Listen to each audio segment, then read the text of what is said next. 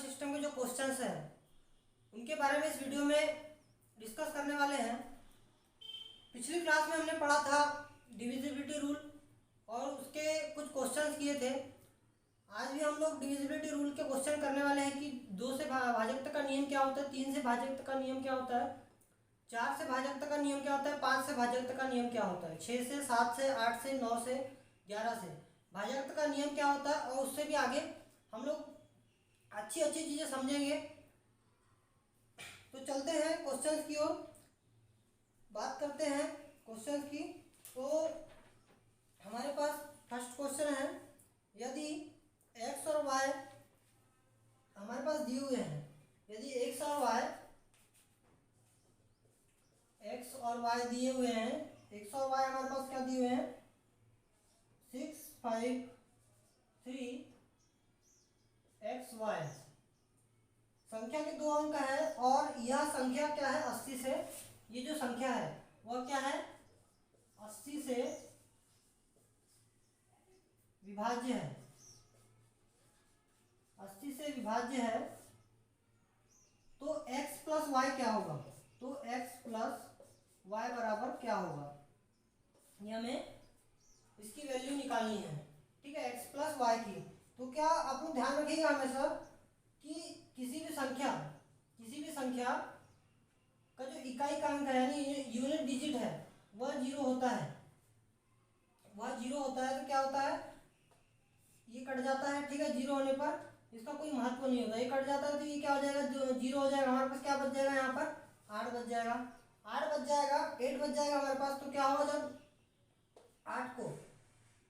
8 बचेगा तो ये जो संख्या है 6, 5, 3 xy, ठीक है, y का मान तो अपने आप ही 0 हो गया। ठीक है, y का मान 0 हो गया और x का मान क्या है, 8 है। सॉरी, x का ऑप्शन है हमारे पास, ऑप्शन मैंने दे दिया आपको, A 2, B 3, C 8 और D 4। ठीक है, ये ऑप्शन है। तो अब इसमें ऐसी क्या संख्या जोड़ेंगे हम। 8 से डिविजिबिलिटी का रूल क्या होता है, 8 से डिविजिबिलिटी का रूल होता है कि जो लास्ट की 3 डिजिट है, लास्ट की 3 संख्या क्या होना चाहिए, 8 से डिविजिबल होना चाहिए। तो यहाँ पर रख के देखते हैं, 2 रखते हैं यहाँ पर, यहाँ ये हो जाएगा 3, 2, 0। जब 2 रखते हैं तो 2 8 से डिविजिबल है क्या नहीं है, आप लोग मुझे बताइए कि 320 8 से डिविजिबल है, तो 8 चौक 32, ये 40 बार पूर्णतः इससे विभाजित है। तो हमारा आंसर क्या हो जाएगा, 2 हो जाएगा। ठीक है, इसी प्रकार से सॉल्व करना है। अब आप लोग हमेशा ध्यान रखिए, किसी भी संख्या का यूनिट डिजिट अगर से 0 हो तो वो हमेशा वो क्या हो जाता है, वो कट जाता है, उसका कोई महत्व नहीं रहता है। ठीक है, ये हो गया हमारा क्वेश्चन। उसके बाद बात करते हैं नेक्स्ट क्वेश्चन की।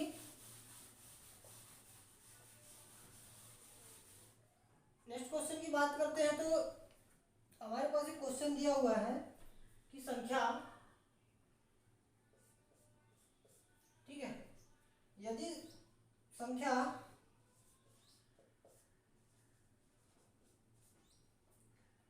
5p2 और ये क्या है, 6 से विभाज्य है, तो p का मान क्या होगा। इस प्रकार से क्वेश्चन आ गया आपके एग्जाम में। अगर से इस प्रकार से कोई भी क्वेश्चन आ गया आपके एग्जाम में कि जो संख्या है 5p2 6 से क्या है, विभाज्य है, तो इसको कैसे विभाज्य करेंगे।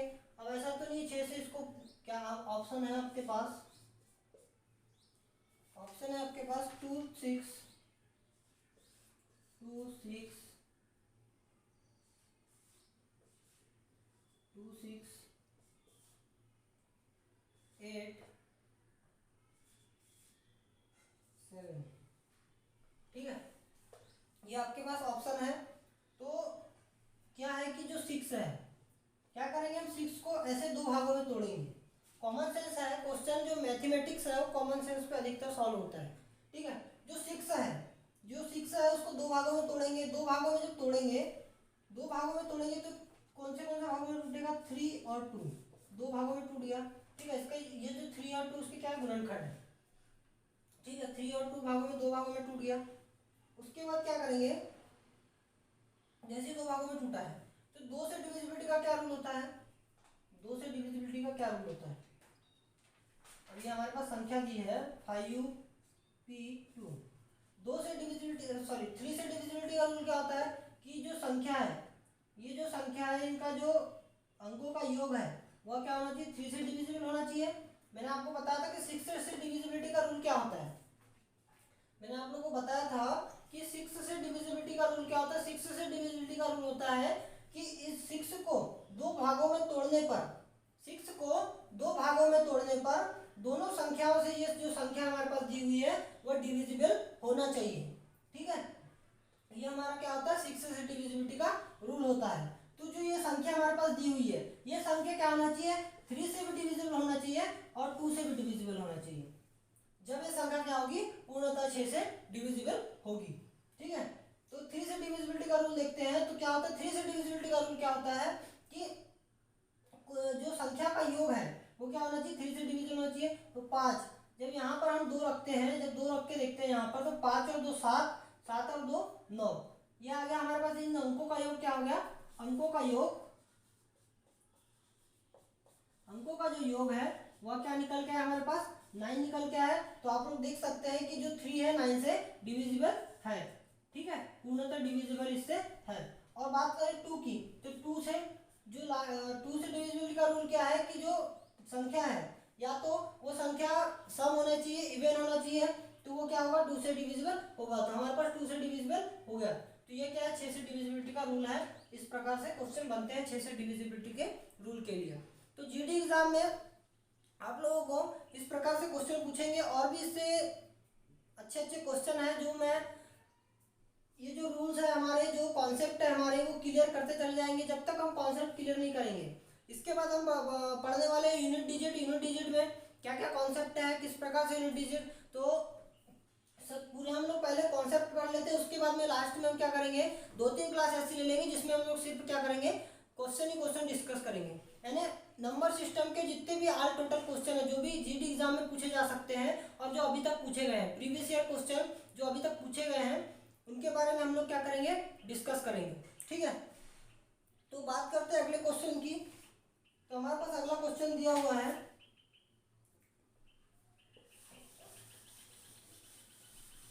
मैं आप लोगों को इस तरीके से पढ़ा दूंगा कि आपको किसी भी सोर्सेज से, किसी भी बुक से या किसी भी जगह से पढ़ने की जरूरत नहीं पड़ेगी। आप लोग को मेरे साथ ऐसे ही जुड़े रहना है।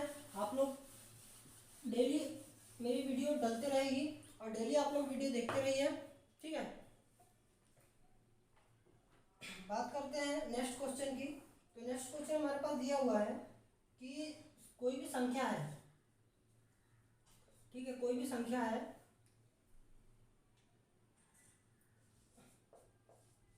कौन सी संख्या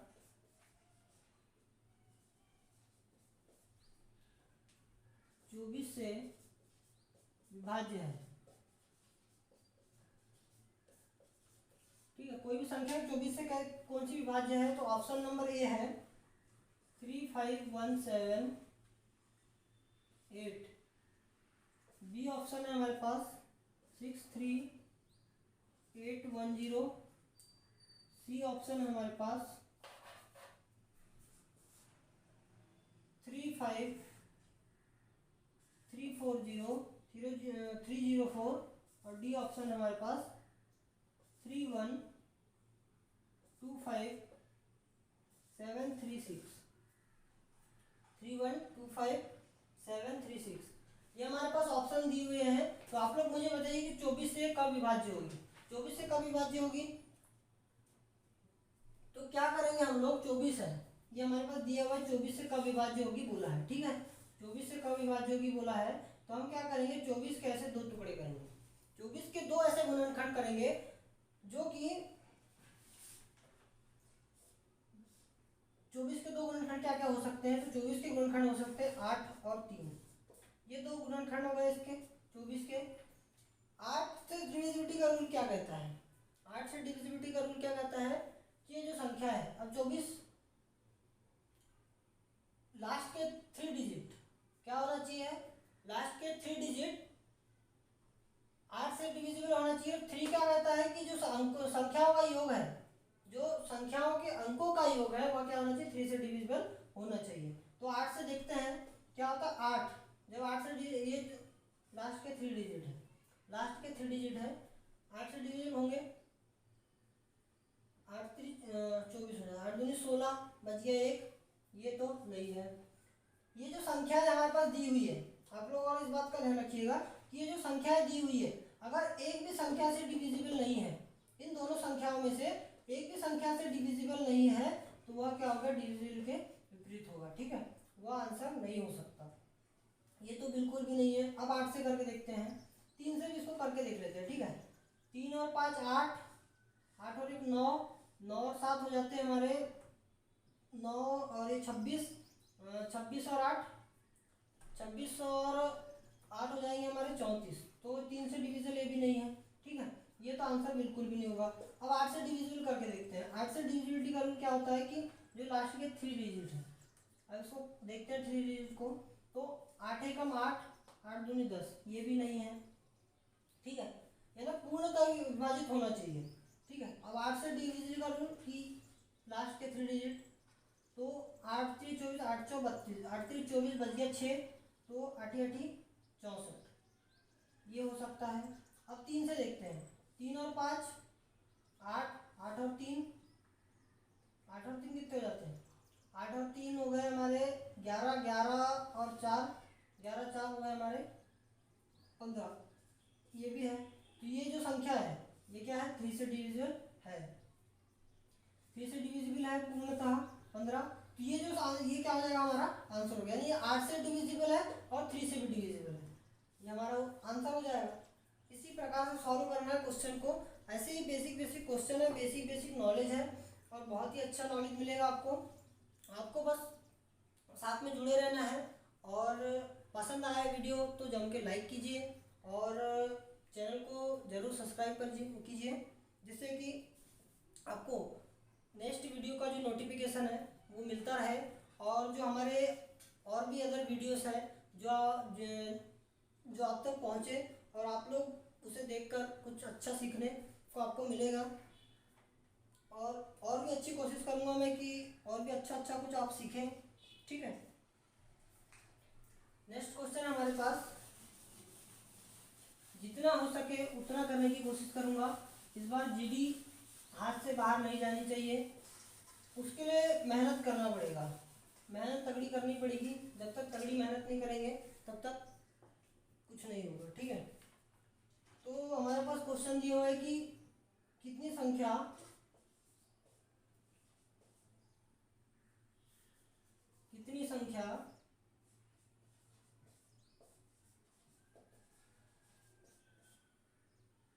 132 से विभाज्य है, 132 से विभाज्य है। तो पहली संख्या दी है 264, 264, 396, 462, 792, 968, 2178, 5184 और 6336। ये संख्या दी है हमारे पास 1 2 3 4 5 6 7 8 संख्याएं दी हुई है। तो क्वेश्चन बोल रहा है कि कितनी संख्या इनमें से, जो 8 संख्याओं में से कितनी संख्या वो 132 से विभाजित है या उससे विभाज्य है।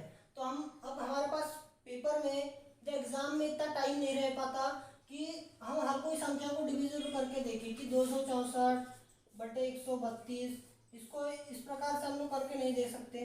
तो हम लोग क्या करेंगे, इसे शॉर्ट में करने की कोशिश करेंगे। किस प्रकार से कि 132 है, तो हम लोग क्या करते हैं, जब भी हमको कोई भी छोटी संख्या बनाना है, छोटी क्या होता है कि छोटी संख्या बनाने पर जो हमारा सॉल्व करने का तरीका है तो वो क्या हो जाता है, वो भी छोटा हो जाता है। ठीक है, तो 132 का अब आप लोग क्या करेंगे, 132 का टेबल तो आप लोग को याद होगा नहीं, 132। ठीक है, तो क्या करेंगे, छोटी संख्या बनाएंगे। तो इसको क्या करेंगे, इसके गुणनखंड करेंगे, किसके, 132 के। 132 के गुणनखंड क्या क्या हो सकते हैं, 132 के गुणनखंड होते हैं, 132 के गुणनखंड क्या क्या हो जाएंगे, 3 चौ 12, 12 11 क्या होते हैं 132, 3 गुणा 4 गुणा 11, ये इसके गुणनखंड हो गए, ये इसके गुणनखंड हो गए। अब क्या करना है, अब ये देखना है कि ये जो तीनों संख्या है, ये जो तीनों संख्या है, ये तीनों संख्या से हर जो भी संख्या 3 का अगर से भाग देंगे तो 3 से भी पूर्णतः विभाजित होनी चाहिए, 4 से भी पूर्णतः विभाजित होनी है, 11 से भी पूर्णतः विभाजित होना चाहिए। तो वो जो संख्या है हमारी वो क्या होगी, 132 से पूर्णतः विभाजित होगी। ठीक है, अब इसमें से एक भी संख्या हो सकती है, 2 भी हो सकती है, 3 भी हो सकती है, फिर 4 भी हो सकती है, फिर 8 पूरी संख्या हो सकती है। ठीक है, ये तो हमें करना पड़ेगा ही पड़ेगा। तो आप लोग देख लीजिएगा कि कौन सी संख्या 3 से भी, 4 से भी, 11 से भी विभाजित हो रही है। ठीक है, उसके बाद बात करते हैं अगले क्वेश्चन की। तो अगला क्वेश्चन हमारे पास दिया हुआ है। ठीक है, अब ये क्वेश्चन बात करते हैं यूनिट डिजिट की। तो यूनिट डिजिट की बात करूं मैं, तो यूनिट डिजिट एक ऐसा कॉन्सेप्ट है जो कि जिससे क्वेश्चन पूछे जाते हैं। यूनिट डिजिट से जीडी में बहुत से ऐसे क्वेश्चन है जो पूछे जाते हैं कि इकाई अंक निकालिए, जो किसी भी संख्या का इकाई अंक क्या होता है। तो हमें क्या करना है, एक बात का ध्यान रखना है, हमें क्या करना है, सिर्फ यूनिट डिजिट में एक ही बात का ध्यान रखना है, सिर्फ हमें क्या करना है, यूनिट डिजिट पर फोकस करना है। हमेशा ध्यान रखिएगा आप लोग कि जब भी हम यूनिट डिजिट की बात करते हैं तो यूनिट डिजिट का मतलब होता है कि इकाई का अंक। तो हमें सिर्फ किस पे फोकस करना है, इकाई के अंक पे फोकस करना है। हमें किस पे फोकस करना है, इकाई के अंक पे फोकस करना है। तो बात करता हूँ यूनिट डिजिट की। यूनिट डिजिट यानी इकाई अंक, इकाई अंक की बात करूं, इकाई अंक, यूनिट डिजिट इकाई अंक। हमें क्या करना है, सिर्फ क्या करना है, हमें इकाई के अंक पे फोकस करना है। हमें पूरी संख्या से 1 से 9 तक संख्या दी है, हमें उससे कोई मतलब नहीं है, हमें उससे कोई मतलब नहीं है, हमें सिर्फ किससे मतलब है, इकाई के अंक से मतलब है। अब जैसे 1 2 3 4 5 6 7 8 9 ये संख्या दी है, ये संख्या दी है, इतनी बड़ी संख्या है, 9 अंकों की संख्या है। ठीक है, 1 2 3 4 5 6 7 8 9, 9 अंक है हमारे पास, ये 9 अंकों की संख्या हमारे पास दी है। ठीक है, तो हमें सिर्फ किस पे फोकस करना है, ये इकाई के अंक पे, इकाई के अंक पे फोकस हमें सिर्फ करना है। ये जो 9 है इस पे फोकस करना है, हमें बाकी किसी संख्या से कोई मतलब नहीं है। ठीक है, तो इसी के बेसिस पे क्वेश्चन से लेते हैं। ठीक है, अभी डिविजिबिलिटी के रूल के क्वेश्चन किए, और भी जैसे कि मैं ये जो पूरा पोर्शन है, कॉन्सेप्ट पूरे क्लियर करने के बाद में हम लोग क्या करेंगे कि यूनिट डिजिट का कॉन्सेप्ट मैं आपको आज बता देता हूँ थोड़ा सा, उसके बाद में हम कल से स्टार्ट करेंगे क्वेश्चंस।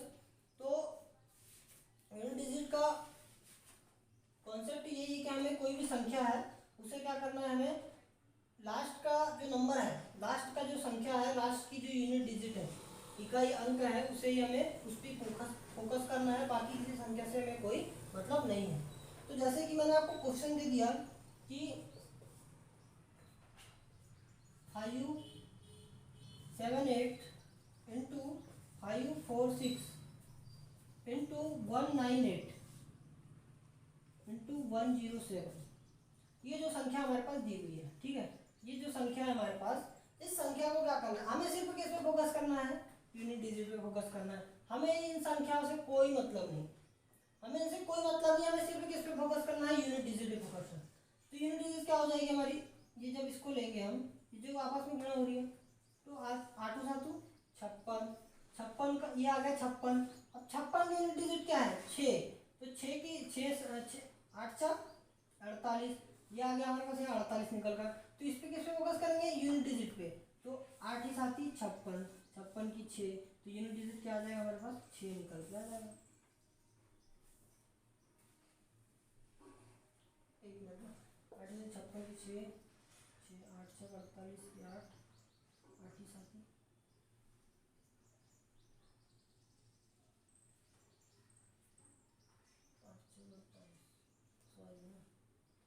48 है ना, 48 8 48 8 64 4 और 728 है ना, 728 हो जाएगा। तो यूनिट डिजिट क्या निकल के आ जाएगा, 8 निकल के आ जाएगा। वो बड़ा गलत हो गया था, ठीक है, कोई दिक्कत नहीं है। इस प्रकार से हमें सॉल्व करना है।